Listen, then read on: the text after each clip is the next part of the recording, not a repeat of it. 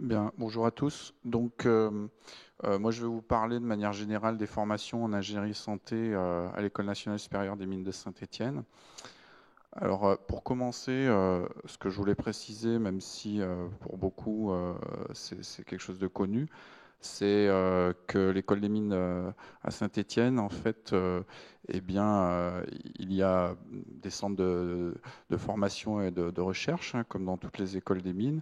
Et donc, un de ces 5 centres, eh bien, s'appelle le centre ingénierie et santé, dont je suis responsable. Et donc, c'est ce centre qui est l'opérateur des formations en ingénierie et santé. Et donc l'existence de ce centre avec un nombre d'enseignants-chercheurs qui actuellement est de 17 permanents, eh bien, permet, je dirais, de disposer, de par les activités de recherche qui sont importantes dans ce domaine, eh bien, je dirais, d'un panel de formation avec des disciplines variées, ce qui permet d'offrir une formation interdisciplinaire avec des compétences complémentaires dans ce domaine. Donc, c'est ce qui a permis d'ouvrir euh, les formations qui ont déjà été mentionnées en introduction.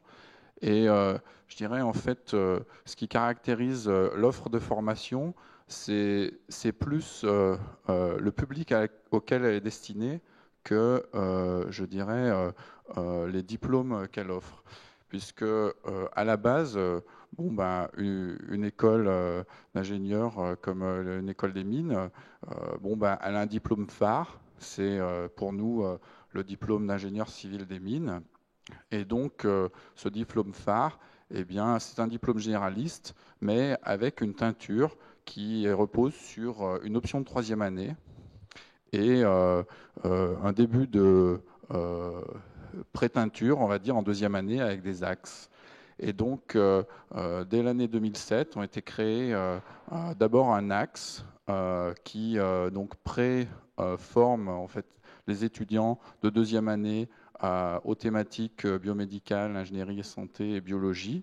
Et puis donc en troisième année, eh bien une option qui en fait eh bien, est entièrement focalisée sur ces thématiques et avec chaque année une vingtaine d'étudiants qui la suivent sur environ bien la centaine d'étudiants qu'on a en troisième année. Pour opérer des formations ouvertes à d'autres publics, eh bien, ont été ouverts des admissions sur titre dès 96 pour des étudiants de faculté de médecine, et puis maintenant, depuis 3 ans, ouvertes aux étudiants de faculté de médecine. Je vais expliquer un peu comment ça fonctionne. Et puis, on avait une problématique, c'est aussi d'offrir ces formations à des étudiants étrangers de par eh bien, une formation en un an. Donc, diplôme ingénieur civil des mines, dans le cas des doubles diplômes, c'est 2 ans. Donc, on a monté une formation spécialisée en biomedical engineering où l'ensemble des cours eh bien, sont offerts en langue anglaise. Donc, ingénieur civil des mines, option ingénierie santé, comment ça fonctionne? Donc, j'ai dit, il y a un axe de deuxième année. Et puis, en troisième année, eh bien, en fait, il y a une option avec différents modules qui vont permettre à l'étudiant d'acquérir eh bien, des compétences, soit dans le domaine plutôt biomatériaux et biomécanique, soit plutôt dans le domaine imagerie, traitement d'image, ou soit plutôt dans le domaine, et c'est une de nos spécialités, génie industriel et santé, pour l'organisation des structures de soins. Et donc les spécificités, eh bien, en fait, c'est qu'il y a une proportion importante de projets tutorés. C'est un module sur les 4 modules.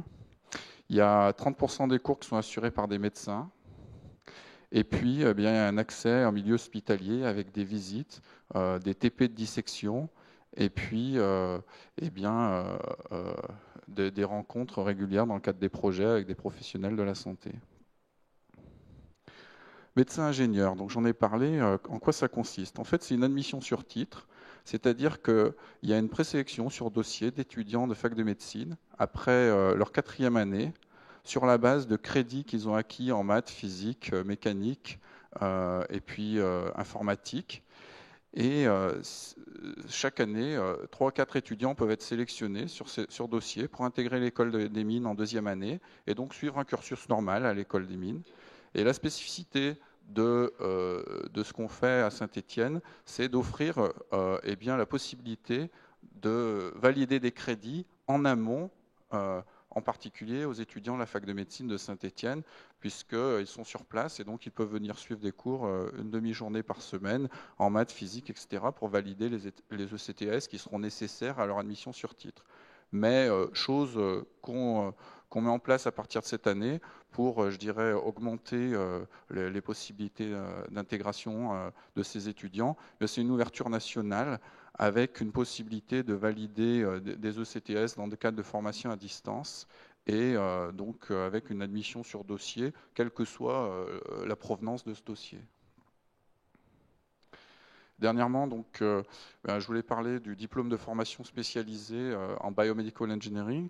Donc, en fait, j'ai dit, c'est une formation qui est entièrement donnée en anglais, donc qui repose eh bien, sur une admission aussi sur dossier d'étudiants d'origine étrangère. Qui ont déjà validé un M1, donc qui ont déjà eh bien, 240 ECTS validés. Et donc c'est une formation en un an qui actuellement donc se termine par un diplôme de formation spécialisée. Donc c'est un diplôme du ministère de l'Industrie, mais avec eh bien, cette année un dossier en cours pour justement que cette formation rentre dans le cadre d'échanges Erasmus Mundus avec des partenaires étrangers pour dynamiser justement le nombre d'étudiants. Donc, les partenaires étrangers actuellement, c'est Trinity College Dublin, Loughborough University en Royaume-Uni et puis l'Université de Séville en Espagne.